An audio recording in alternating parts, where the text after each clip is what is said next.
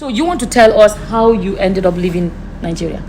Well, I have to start at the beginning. You know, as I said, I was born in Aba. 1st of August 1945, just after the war ended, the Second World War ended. And I went to school, primary school in Aba. Now, my parents were very liberal people. If you reach that house, you will see about 7 or 8 children wearing the same cloth. We used to wear, you know, kind of, how would I call it? Not shirt and trouser. We used to wear what they call jumper. It's a single. And you're going to know who is the children of the owner of the house, the children of their driver, or children they pick up in the street. That's how my parents were. That's why Igbo was the first language I spoke. Then after I spoke Pidgin. And I want to tell you people that Pidgin was the language of the elite class to begin with. Yeah. Oh, wow. Yes, because in the colonial time, the people who were brought as assistants to the colonialists were from Ghana, from West Indies, you know, and where else, you know, primarily from the West Indies. You know, that's so. In West Indies, they speak Creole. Creole is, you know, and so Pidgin English is actually English with African syntax. So that you say small, small, not very small. You say quick, quick, not quickly. So that's how Pidgin entered Nigeria. Now, bit by bit, people in the market, like in Warri and Port Harcourt, cut up that language. So, ironically now, Pidgin became the language of the lower classes. Oh, wow. Right? And the upper classes started to speak what they call Queen's English. Queen's English. That's what they called it then. They used to call that phone. Yeah, okay. I went to London last week, and you know who I saw there? You see? But Pidgin say, I've been going to London. You know who I... But I Pidgin sweet passion, let's be honest. It's sweet. Yeah. When I knock his story for Pidgin, you know. All right. So you're telling us how you ended up going abroad? Now, my father died when I was 12 years old. But people were civilized in those days. I went to King's College, Lagos. So when they heard my papa died, they gave me scholarship to finish the school. When I finished school certificate, I decided to leave, although I was admitted to do higher school. But I get fight with the principal, one former military man, Davis. So I see the dices were loaded against me, that this man will find a way of expelling me. See, because I was the leader of some bad boys who used to jump a wall, go to... That's why I'm very proficient in music. I used to jump the wall, we go Waka, go Kakadu nightclub, go, you know. Yeah, where I'm... So you can say you were a bad boy? I'm a bad boy. I am. Now, you know... I am a bad boy. I'm still. He's calling himself a boy. I'm still. I'm almost 80. Yes. I'll be rascal. But rascality never ends. Now, I'll tell you something interesting. Why I get fight with the principal, you know? They get spy inside the school.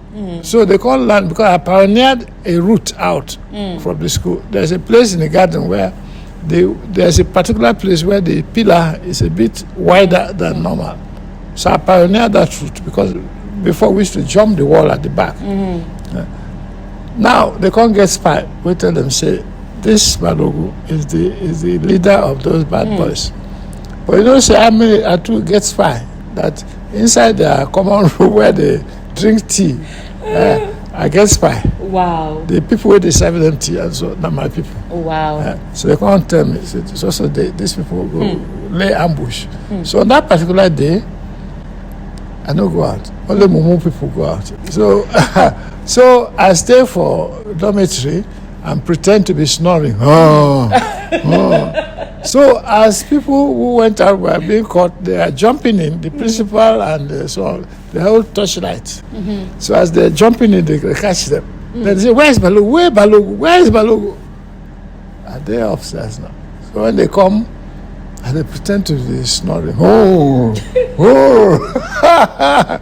So that's why the principal want to catch me and expel me. But I'm too clever for him. I mean, Koneman die, Koneman bury. So when I finished secondary school, now I left. So I didn't wait for secondary because I know this man will find a way. All right.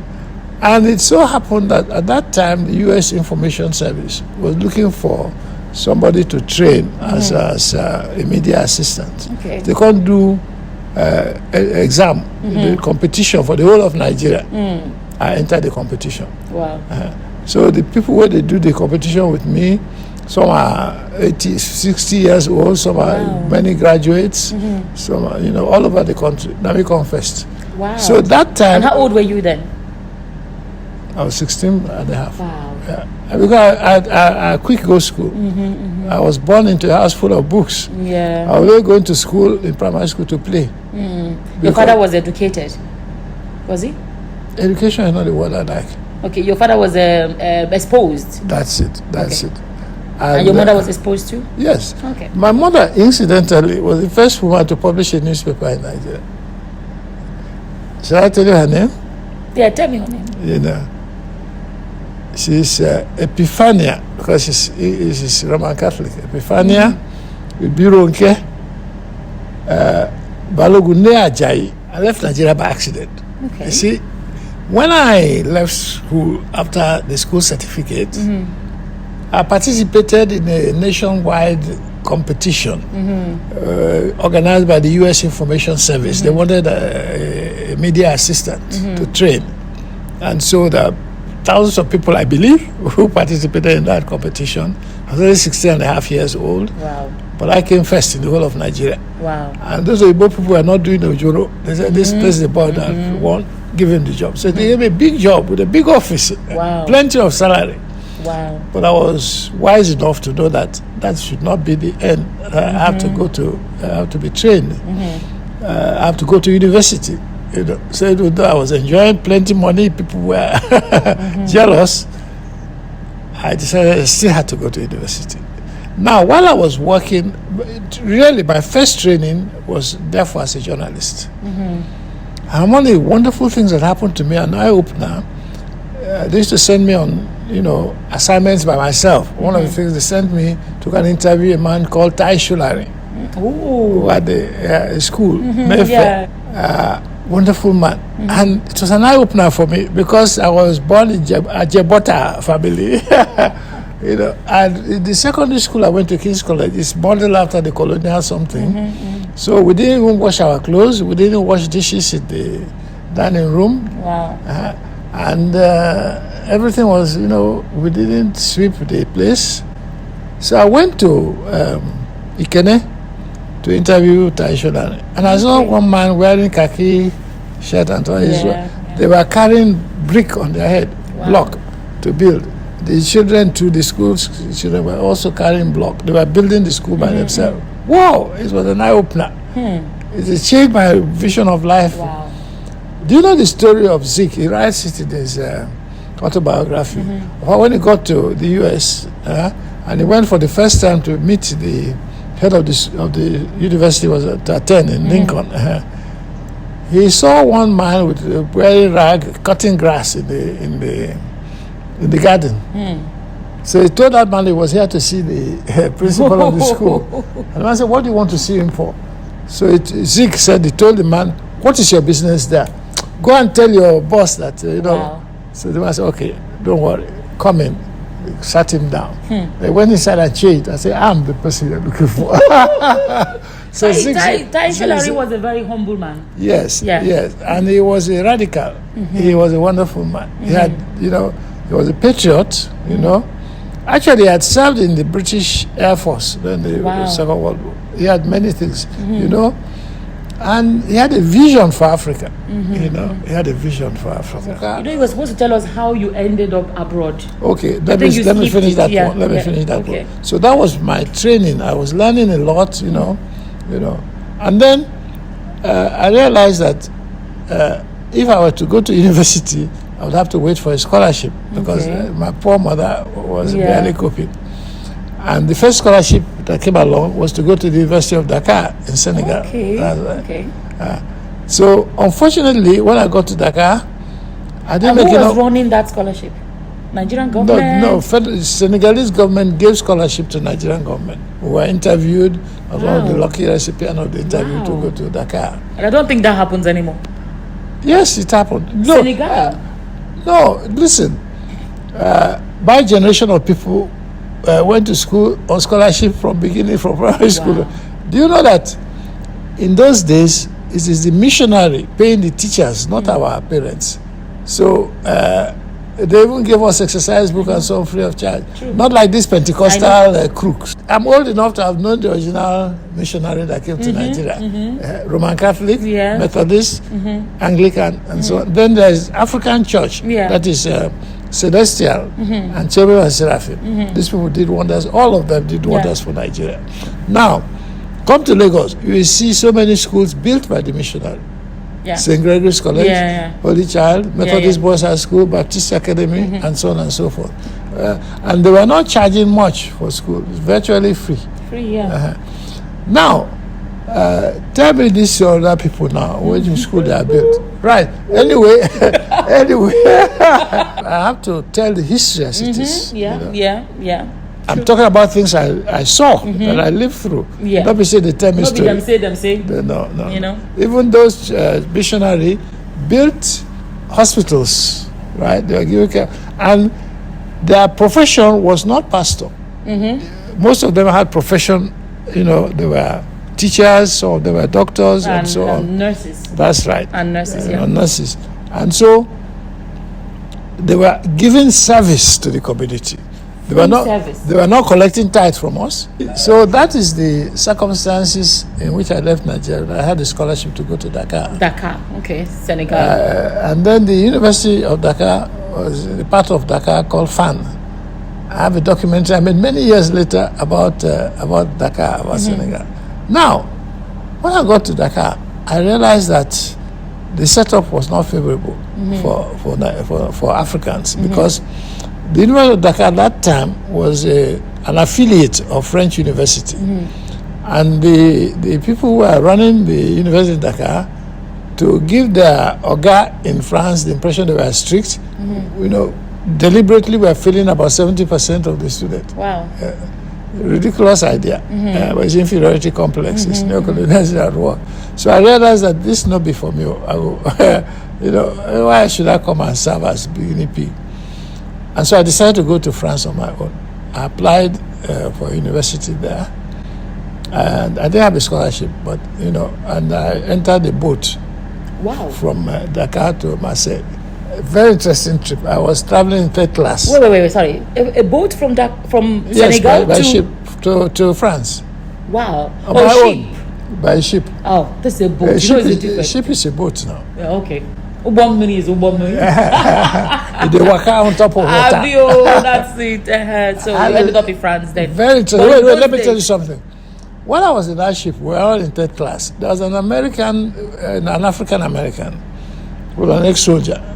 So he taught me to play card and gamble. And he told me that I would be a remarkable criminal. That he want to take me as his partner, that we will make millions because I'll be the seemingly innocent bystander who win by accident.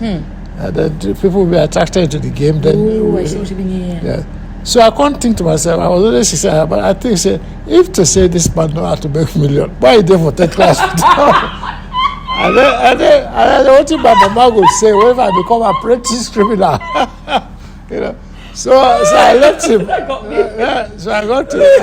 That's how I got to France. Okay. On my own. Yeah. But can I ask, because a lot of people are watching this, and I always say it. Right.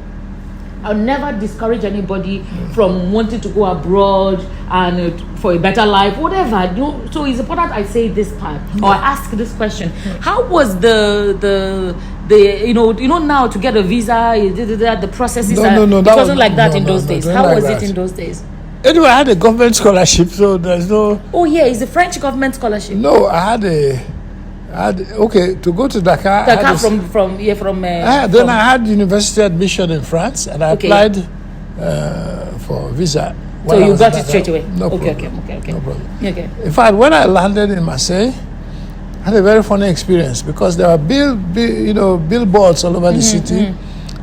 we had to spend a day before I took the train to Paris. So I walked around. And on these billboards, the name of the company is Avenir Publicity, future, Avenir. And I mistook it for Avenue. Oh, wow. So everywhere, I said the same streets everywhere, and so on and so forth. I got lost terribly, but at least I found the radio station and went. Now, how come I understood French? Because at that time, Senegal? Because before I went to Senegal, I could read French, and I had some knowledge of French. Because in the secondary school I went to, French was offered as a subject. Oh, okay. Not Latin. Yeah. Oh, wow. Right. Wow. Yeah. So here I was in France. I went to a university called Caen, C-A-E-N, in Normandy. Now I suffer because Japa is not easy, even in olden days. I suffer. They work as labourer, they carry load. And you see, I didn't have enough money to pay for the accommodation they gave me in what they call City University, that's the official hostel. Yeah. I could make enough money to pay the tuition. So I was falling in arrears to pay for the hostel. I suffer. Wow. But then I can't receive a letter from the administrative office that I should come and see them so date. There's the student affair office. So I said, as these people don't catch me, so I know they pay for the room. And in those days, I was a very proud person. Not arrogant, but pride, confident. Proud. Confident. You were confident and no, I was proud. Proud. I come from a family of generals. So you were arrogant, No, I'm brave. Okay, yeah. I don't fear Which anything. is good quality to have. I don't fear anything. So as I pack all my load and put the key in my pocket, said anything where these people talk, if I go to see them, I could just throw the key and go away. That's how it's like to hell with when I take your key. Yes, because I didn't pay. Yeah. So they are entitled to drive me away. So now, where do I go? I had to go and live with the homeless people in the railway station. Because, there is cold country. Only public places like bus station, railway station get heat. Yeah. So I packed my load. I'm a small boy of almost 17 by that time. And poor people care for each other. A rich man will never give you 1 kobo. Well, not all, but no. 99% of rich people will never give you anything. But poor people help each other. They stick together, yeah. And so when I reached there, they gave me my own pali, that is cardboard. Because we were sleeping on the cardboard, one cardboard for the bed and mattress, another cardboard will make pillow. Wow. So I'm a small boy, I don't know anything, but poor people don't steal from each other. Wow. So, in those days? No, till today. The people stealing in Nigeria are the rich people. Yes, the estate I was living in before, the estate administrators have car costing 50 million naira. But they are stealing from the Megara, the security officers, who earn 40,000 naira. So they write in the estate account that they're paying them 70 or 80,000. Oh, wow. So, it's terrible. It's terrible. That's horrible. That's horrible. They're stealing from poor people. And that is how they are able to maintain the massive gap between the rich and the poor. That's not how I would say that 70% of the rich people in Nigeria are thieves. They're criminals. Go to the Senate. That thief full there. And then the fella said they're international thief. Fella called them beasts of no nation. Now them full government today in Nigeria. They chop money like you. They chop. They call them, well, after he said, how they call them international thief. He give them beasts of no nation, and he give them another one, which I will tell you. I will tell you that one. Okay. VIP. You know what a VIP means? On a normal day, I know like VIP is very important, but it's a different thing, is it? It's a different thing. Okay. VIP. What is that? And you tell them, say, it be vagabond in power. Oh, yeah. Vagabond in power, yeah. Now, Baba has a lot of stories. That's why I told you guys. I enjoy listening to him. There's so much I have heard. There's so much I didn't even know. Even though you think you're in Nigeria, you know it. They have been around for a long time. There's so much they know that we do not know. But I want us to go. Now you've explained to us how you ended up in France. Yes. Education, right? And the scholarship. Wait. And then, I said they work as laborer, they do everything. Yeah. When I say maybe they want to drive me from that hostel. Yeah. You ended up being homeless. Then I joined the homeless people. Okay. So, now maybe the only black person there. We're there for and this would have been station. what year, roughly? 1963. 1963. That is how many years ago? I don't know. Okay. Because we sat for school certificate in 1962. Okay. And I want to say something very important. I was among the school children who marched past at independence, 1960.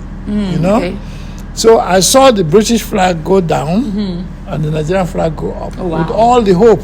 But since then, it has been downhill. It has been downhill.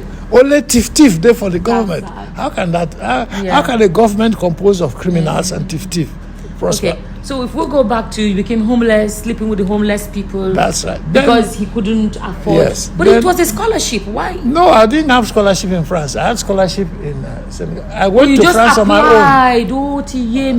And you got a visa.